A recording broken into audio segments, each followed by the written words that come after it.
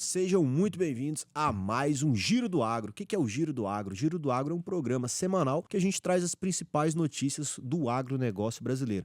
Para você que gosta, se manter bem informado aí e preparado também para algumas subidas de preços que pode acontecer. Nessa semana, o que a gente tem aqui para trazer? A Brooke Rollins, que é a nova comandante aí do Departamento de Agricultura dos Estados Unidos. E isso impacta aqui na gente, a gente vai explicar. Pô, é uma nova pessoa comandando lá como se fosse o Ministério da Agricultura?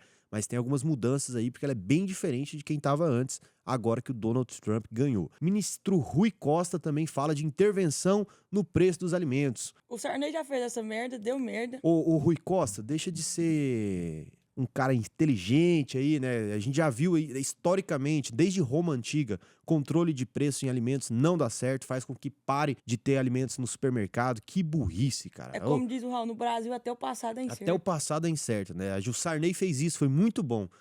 Puxa um pouco, estuda um pouquinho aí que você vai entender que controle de preço não dá certo. Não tem nem palavra pra descrever uma burrice dessa. Temos aí a guerra comercial, Estados Unidos e China, agora com Donald Trump tomando posse. Segunda-feira já deixou bem claro aí alguns movimentos de guerra comercial. E como que o agro brasileiro pode ganhar e como que isso influencia você aí, produtor e pecuarista. A China suspende aí importações de soja de mais de 5 empresas brasileiras, ou seja, deixaram de comprar. A gente vai falar quais empresas são essas e se isso impacta aí pra você. Então esse é o Giro do Agro, ao meu lado aqui, como sempre, Lísia. Um prazer inenarrável estar com vocês, meus queridos, como sempre.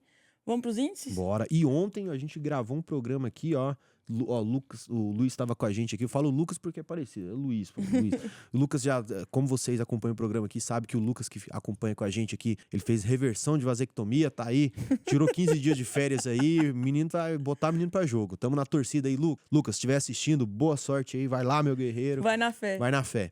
E o Luiz estava aqui ontem com a gente, né? A gente gravou aí um podcast, mais de 1 hora e 20 minutos aí, explicando exatamente o que é o Cenepol. Então você aí que fala, ou já ouviu falar sobre o Cenepol, já viu aquele boi bonito, né? Vermelhão e tudo mais. Pequenininho, parrudo. Nossa senhora, É ontem, bacana, foi bacana. Foi uma ontem. aula. Foi uma aula. Então vai sair, provavelmente, se não sair nessa semana, sai na outra, porque tem alguns podcasts também. E a gente vai continuar trazendo aqui no canal várias pessoas que são especialistas em cada área. Então aqui você tem uma aula de 1h30, 1 hora de pessoas que realmente sabem do que estão falando. Então, se você quer ficar por dentro, se inscreve aqui no canal e principalmente curte aqui, porque quando você curte, o que acontece? A gente aqui, eu e a Liz, entende, ó, a gente falou de uma maneira que eles gostaram, teve mais curtida. A gente começa a analisar e entende aí que a gente tá falando algo que vocês querem e produzimos mais conteúdo ainda. Exatamente. Então vamos pros índices aí, Liz? Bora pra soja. Em Alto Araguaia, a saca fechou a R$ 117,10, enquanto em Campo Verde, R$ 116,30,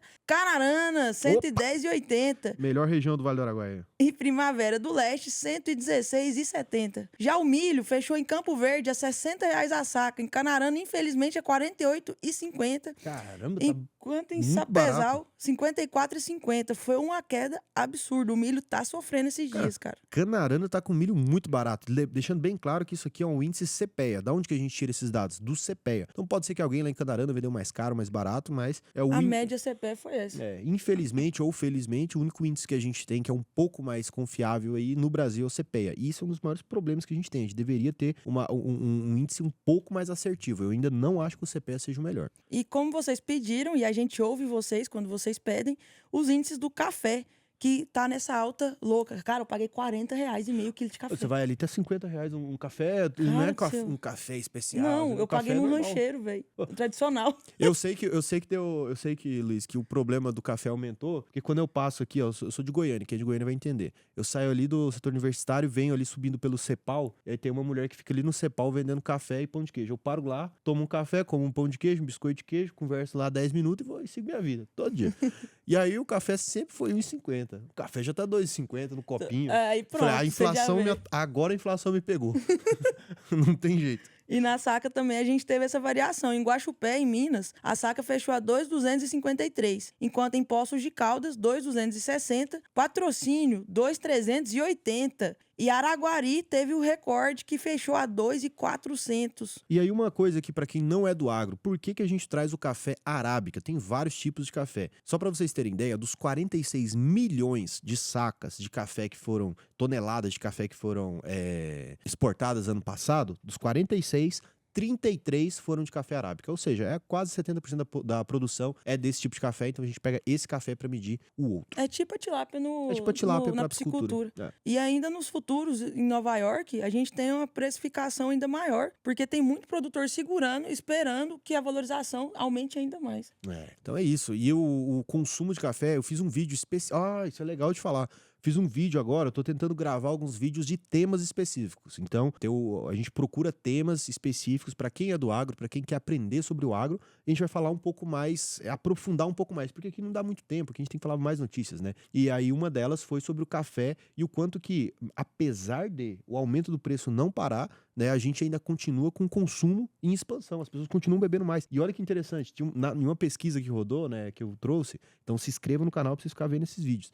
97% dos brasileiros nessa pesquisa responderam que toma pelo menos um café no dia. Cara, café é bom Cara, demais. 97. Mas café é bom demais, cara. louco, Tá cara. doido. Quem E não gosta de café não é gente, não. E adivinha qual que foi o estado, já tô contando o vídeo de ontem, qual foi o estado que mais toma café no dia é Mato Grosso. Eu ia falar nos Países Goiás, pô. Depois... Lá diz que a média pela pesquisa era de 7 xícaras de café por dia. Caramba, meu irmão, você tá doido. O pessoal aí, E junto meu com o médico falando chimarrão, que eu né? tenho que diminuir café, não tem nada. Tem o trigo agora. Que a galera também pediu e fechou a R$ 72,80 a saca. Você puxa o boi gordo pra nós? Vamos lá. O boi gordo em Araputanga tá 314, Barra do Garça aí, ó, caminho pra Canarana, onde minha irmã mora, 315,5. Cuiabá, 314. Juara, 308. Matupá, 311. Vila Rica, ali quase com Fresa, 307. Sinop, lá na capital do Nortão, abraço Sinop, 312. O frango de granja, só puxar aqui, 5,50. E o frango no atacado, 7,80. Já o suíno em São Paulo, 8,11. Rio Grande do Sul, 8,12. Mato Grosso, 7,45. Santa Catarina, 7,80. E Paraná, 7,98. Maravilha. Já o açúcar tá a 18,16 de acordo com o CPEA. Imagina que você tá ouvindo isso e falando, pô, mas eu tô aqui na cidade de Canarana e o milho foi mais caro, vendi mais caro. Então comenta aqui pra gente, por favor. Por quê? Porque a gente consegue atualizar um pouco mais ainda os índices. Hoje, infelizmente, que a gente tem o CPEA, que é o melhor no Brasil hoje para fazer a medição de commodities, mas que não é tão assertivo quanto o mercado real, que é onde vocês estão aí vendendo. Acabou que a gente não trouxe o leite spot hoje, mas a média Brasil fechou a 2,63. E é interessante a gente ver que, apesar da média Brasil ter sido essa, em Minas nós tivemos o leite a 2,73, no Rio Grande do Sul 2,54, São Paulo 2,64, Paraná 2,70 e Goiás 2,52. Goiás tá com leite barato, né, nessa Tá média barato. aí. Não tá melhor, não. Apesar de que a gente tem um tipo de leite, chama tipo A2. Eu achei muito interessante. O que é o A2? Ele é um leite que até quem tem intolerância à lactose pode beber. tomar. Eu vi isso aí. E eu comprei ele esses dias. Cara, ele é delicioso, da Italac. E o Você preço tem não é maior. intolerância à lactose? Não, o Renato quis experimentar porque a gente ouviu igual, num né? podcast. Mesma coisa. É mais caro? Não, mesmo preço. É só pra quem tem intolerância poder tomar Eu mesmo. não sabia. Achei muito legal essa parte. Então O tá aí. agro ajudando todo mundo, como sempre. Aqui é conhecimento.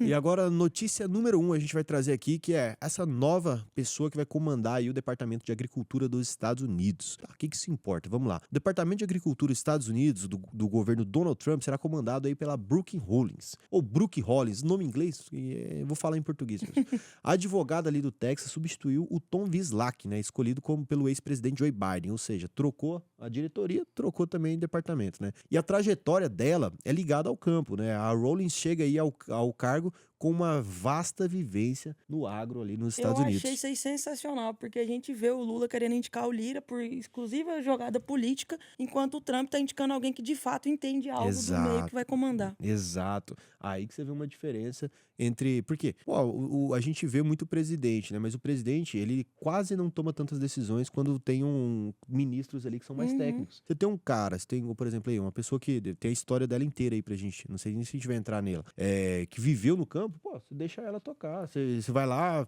toma algumas considerações e tudo mais, mas é essa pessoa que tem que tocar, ela que é especialista. Exatamente. E ela não só viveu no campo, como ela é formada em desenvolvimento agrícola pela Texas A&M University, que é uma das maiores universidades do Texas focadas no agronegócio. Maravilha. Então, Vamos aí, ó. Sua aproximação com o Trump, né, aconteceu ali quando ela assumiu a presidência do America First Policy Institute, né, que é um instituto conservador ali que levou ela a uma posição de destaque na política interna da Casa Branca do primeiro governo Trump ali, no primeiro mandato dele. Agora, ela enfrenta o desafio de liderar esse Departamento de Agricultura dos Estados Unidos em um momento crítico, né, para o setor agrícola dos Estados Unidos. Que momento crítico? Os desafios do comando ali do departamento que ela terá pela frente são bem complexos, né? A gente tem ali uma redução no número de propriedades rurais, envelhecimento da idade média de produtores, que é a mesma coisa que a gente tem aqui. É a mesma coisa, o sucessor não quer assumir a sucessão, ele quer parar com o negócio. O que eu falo?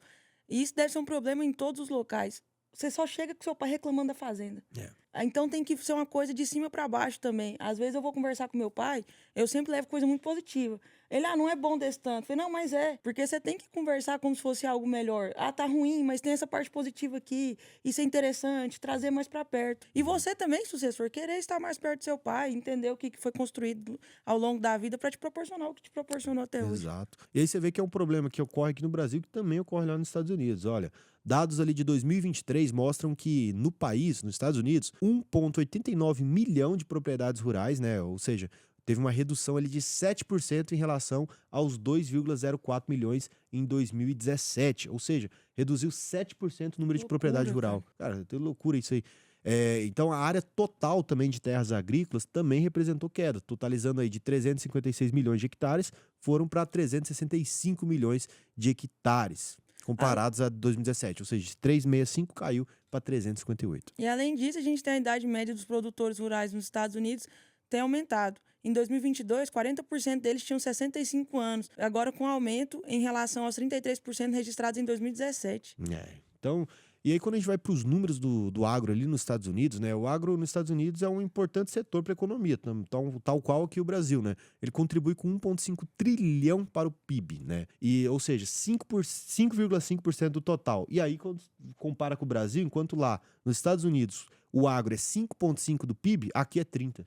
Coisa pouca. A gente fala 27, uns fala 33, é 30, joga 30 que vai ficar igual. Isso de maneira direta. Indiretamente, aí o agro paga todas as contas. Fala sério. Então é isso. E sobre os Estados Unidos não tem muito o que alongar, a gente vai também acompanhando isso, porque o Donald Trump tá vindo com várias mudanças aí, né? E nessas mudanças que ele vai fazer, tanto de governo, colocando outras pessoas, a gente tá acompanhando ali em relação à guerra, em relação a várias coisas. No agro também teve isso e a gente vão percebendo aí o que vai mudar e trazer aí pra vocês. E eles são um dos nossos maiores concorrentes em relação ao milho. Eles produzem muito milho também. Uhum. Agora, na notícia 2, a gente tem o ministro Rui Costa falando em intervenção nos preços dos alimentos. Um gênio.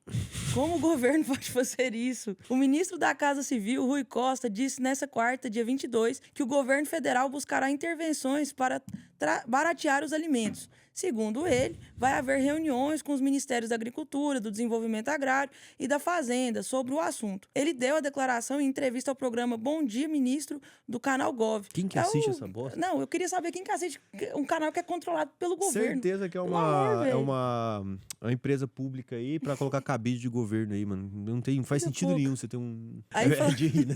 É de rir, não, então, velho, sério. canal Gov. Não, velho. Aí você vai ver lá o salário do cameraman lá, ó, R$18.000. Quase nada. Neto de quem? Vamos lá. A inflação é uma das grandes preocupações do governo federal. Mas é a inflação que é a preocupação? Não, é porque o Lula está preocupado com a popularidade dele, que talvez vai inviabilizar a reeleição em 2026. Ele tem mais 2 anos aí para tentar se reeleger. E aí quando você vê, a gente conversou inclusive ontem no Suco Matinal, que é do AlvP Capital, outro programa que a gente tem aqui. Olha que interessante. O Lula, cara, ele tem 2 anos para se reeleger e ele percebe que a própria base dele no Congresso já não tá querendo votar as coisas dele. E o PT tem 69 deputados, 31 senadores. A gente tem 81 senadores, 31 é do PT. Ou seja, quase 40% é do PT. E mesmo assim ele não consegue passar as coisas. Ou seja, perda ali de poder político, de popularidade geral. Tanto com a base, né, eleitoreira, quanto com os próprios congressistas. Então é isso. Correr atrás. E como o governo pode intervir no preço dos alimentos, então, gente? Com subsídios agrícolas, onde o governo pode oferecer subsídios aos produtores agrícolas para reduzir os custos de produção. Eu duvido que isso realmente vá acontecer. Porque eles vão mexer em qualquer coisa antes de diminuir custo de juros. Na minha opinião, pelo menos. Pelo que a gente viu até hoje. Primeiro, o governo tá com déficit, precisando arrecadar. Você acha que realmente vai mexer com isso aí? Não vai. De jeito Mas nenhum. sim, bonito. No papel tá bonito. Vamos ver. A redução de impostos e tarifas de Vamos ver. importações. Reduzir impostos sobre os alimentos essenciais ou tarifas de importação pode ajudar a baixar os preços, especialmente se o país depende de importações para suprir a demanda interna. A gente A não gente não deveria precisa depender, tanto, mas a gente nem precisa tanto. Não é esse o problema. O problema é o dólar lá em cima e aí você vai começar a vender mais pra fora do que pra dentro. Não é, parar de fazer merda. abaixar imposto de importação nesse momento não é o problema. Não faz Ajuda, sentido. ajuda. Tá certo. Tá um bom controle de preço. Um controle de preço não, é uma boa forma de manter aí o valor. Mas não é esse o problema. O problema é gasto desenfreado, a arrecadação batendo recorde atrás de recorde e gasto desenfreado. Quer mexer em outra coisa, mas o que realmente resolveria o problema, eles não querem mexer. E aí o melhor agora. Até agora tava bem. São boas ideias. Isso aí é maravilhoso agora. Até agora tá boas ideias. Agora vem pro... Isso aí eles pegaram o Sarney e falaram, vamos repetir a maior cagada da história. cagada de todas. O governo pode estabelecer por lei um teto para os preços de determinados alimentos essenciais, com o objetivo de evitar aumentos exagerados. Palmas pro governo. Palmas. eles. O Sarney fez isso, gente, em 1996. Desculpa, 86. Para combater a hiperinflação, congelando os preços, inclusive a carne bovina. E aí, nisso, tem uma coisa muito engraçada. Ele fez... Aí os produtores pararam de entregar, porque tava muito barato. Porque dava prejuízo. Aí ele foi lá e mandou a PF confiscar 2.000 cabeças de boi. Cara, confiscar 2.000 cabeças de boi a pasto. Não é só no Brasil que um trem desse acontece, cara. Imagina, o cara entrar na sua fazenda lá. Entrou, né? Não é nem entrar. Ele entrou, cara. Mandou matar pra você tomar prejuízo. Vamos confiscar 2.000 cabeças de gado. É muito bom. Então é isso. A gente vê aí claramente uma política de governo burra vindo de um governo maravilhoso. Não tem nem o que falar, não vou nem dar palco pra esse aí. Vamos passar logo pra próxima céu. notícia aí, porque não dá nem pra bater palma pra dois, né? Vamos lá. Jogar pedra em avião. Agora, pra notícia 3, a gente traz a guerra comercial dos Estados Unidos e China. Como o agro brasileiro pode ganhar com isso? O retorno do Trump à Casa Branca deve levar a guerra comercial nos Estados Unidos e China a um novíssimo patamar. O que pode ser, então, uma oportunidade, mesmo que limitada, para algumas exportações do agronegócio brasileiro. Notícia boa aqui para nós. As oportunidades para o setor brasileiro podem se concentrar no milho e nas carnes. Como eu comentei, um dos maiores concorrentes que nós temos hoje são os Estados Unidos, na questão do milho. Esses são segmentos nos quais a China já é uma grande compradora do Brasil, mas que podem ganhar mais força diante de uma nova guerra comercial. Então a gente vê aí que conforme for alavancando essa guerra comercial, a gente vai ver uma maior valorização no preço brasileiro, o que ninguém quer guerra, mas o que vai ser bom pro nosso agronegócio. E o que é uma guerra comercial? Em resumo, é um país, por exemplo, a gente tem os Estados Unidos e a China brigando ali pela hegemonia mundial, né? O controle ali do mundo inteiro. O que a gente tem? A China falando, ó, coisas que vierem dos Estados Unidos vai ter uma taxa de tanto, e os Estados Unidos falando, coisas que vierem da China vai ter uma taxa de tanto. Pro Brasil, tá bom, eu vendo pros dois. É isso que a gente quer dizer. Ô Edson, e pensando em questões da gente comprar as coisas de lá, pode interferir pra gente também? Não, geralmente não. A não ser que esteja um outro tipo de tarifa e tudo mais, mas tudo depende. É sempre uma taxação que é um protecionismo econômico, fazendo com que as empresas nos Estados Unidos vendem mais para os Estados Unidos e as da China vendem mais para a China. Perfeito. Só que para quem é o Brasil, que é uma commodity e alimenta todo mundo continua comendo. Tá maravilhoso para nós do mesmo jeito. Pra gente é bom. Enquanto não tiver uma guerra armada, tá bom, vamos seguir. Então agora, número 4, qual que é a notícia número 4? A gente tem aí a China que suspende importação de soja de 5 empresas brasileiras. Então, temporariamente, são essa suspensão de importação, né? E após detectar que não tinha conformidade com o carregamento de grãos que foram enviados para lá. Então, essas empresas brasileiras que tiveram as exportações de soja suspensas temporariamente para a China, de 5 unidades específicas no país. A ADM, a Cargill, Terra Roxa Comércio de Cereais, a Olam Brasil e a Cevale Cooperativa Agroindustrial. Cara, a ADM e a Cargill são uma das maiores multinacionais do Brasil. E ainda bem que é temporário. De acordo com as notificações da GACC, foi detectada a presença de soja com revestimento de pesticidas e de pragas quarentenárias no carregamento avaliados pelas autoridades chinesas. Ou seja, a soja chegou lá, avaliaram que não estava limpa o suficiente e assim suspendeu temporariamente a compra dessas 5 empresas. Elas, inclusive, foram notificadas ainda na semana passada. Agora devem apresentar planos de ação ao Ministério da Agricultura para demonstrar os procedimentos adotados para evitar novas ocorrências dessas não conformidades detectadas pelos chineses. As fiscalizações nas cargas embarcadas nos portos brasileiros também serão intensificadas. E o Ministério afirmou ainda que o volume de soja negociado pelo Brasil não será afetado em função dessa suspensão temporária. Essa é uma notícia muito complicada. Essa relação aí cabe agora ao Ministério do Exterior brasileiro fazer essa relação, deixar bem claro aí que o governo e que também as autoridades ali conseguem mostrar para os chineses que está tendo uma boa soja e dessas empresas também, caso realmente tenha tido esse vazamento essa aí, inconformidade. essa inconformidade com os padrões chineses ali, tem que melhorar isso aí, porque não pode parar de vender para a China, não. Pelo amor de Deus. Isso aí tá errado. Então, Não, a gente vai ficando esperto. inaceitável. Por enquanto, hoje a gente tá gravando sexta-feira, né? Isso que vai ao ar... Quinta-feira? Quinta-feira. Vai ao ar ao domingo, isso aqui, sábado, domingo. Então, por enquanto, ainda permanece suspenso. A gente vai contando isso ao longo da semana aqui para vocês. Então, continuem inscritos aqui no canal. Infelizmente, a gente terminou com uma notícia não tão boa aí pro agro brasileiro, né? Mas a gente traz agora comentários. Bora lá. O comentário do João Ortega, 7783. Tilápia e porco com preço praticamente igual, mas no mercado é um absurdo o preço da tilápia. E ele não tá errado, é verdade. Eu fui olhar pra comprar, não tive coragem, não. Não passa pro produtor esse preço. Tilápia tem a enganação ainda, que você chega lá, tá 24. Fala, tá barato, 400 gramas. E aí, o Misa Gipanda 764 pediu o índice do trigo, chama que a gente trouxe. E o senhor Gomes de Santa, os melhores apresentadores, obrigado pelo programa de qualidade.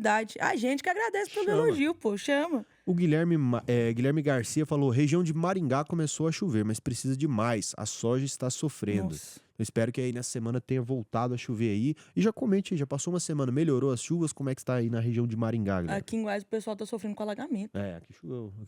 Aqui arrancou o asfalto aqui da Jamel Cecília, da chuva, você viu? Normal. Ele foi loucura.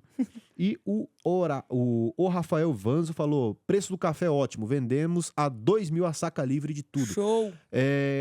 Rafael, eu fiz um vídeo especial aí com alguns dados interessantes ali sobre a produção de café, tanto de consumo quanto de algumas expectativas pro ano que vem. Então, dá o curtir aqui e espero você também nesse vídeo novo aí. É isso, né? É isso, turma. Um Bom prazer programa pra inenarrável vocês. estar com vocês, como sempre. Que janeiro tenha sido aí, a gente já vai ir ao ar quase ao final de janeiro aí, que janeiro tenha sido um bom mês aí pra vocês e que esse ano seja bom. Seja maravilhoso. Beijo pra vocês. Tchau.